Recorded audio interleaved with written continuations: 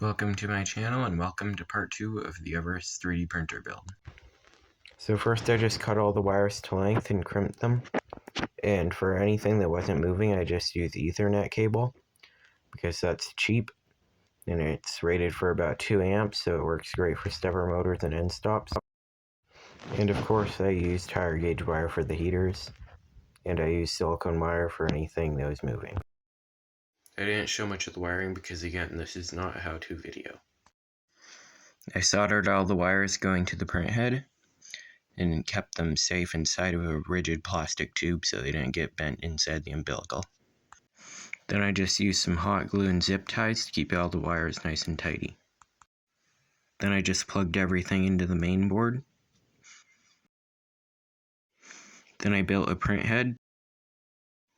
Then I installed that onto the printer, and that all seemed to be working. Then I added some little clamps at the bottom of the printer for extra rigidity. Then I installed the glass bed and grounded the frame and the bed. Then I connected the power supply. Then I powered it up and that all went well. I didn't film much of the firmware, but if you'd like to see a video on how to do that, tell me in the comments below.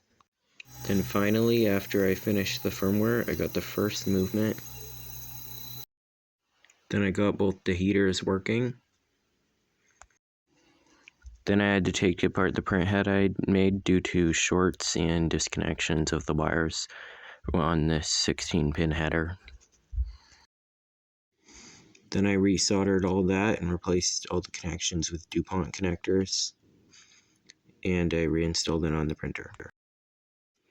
Then I got the Z-axis running and did a quad gantry level. And I got to a quad gantry level tolerance of about 0.1 millimeters, which is not that bad considering that the printer is not very rigid. Then I configured the heater chamber with the radiator that I had and a chamber sensor, and it got to 50 degrees. So I might do a first print live stream if you'd like to see that. Subscribe to the channel and ring the notifications bell.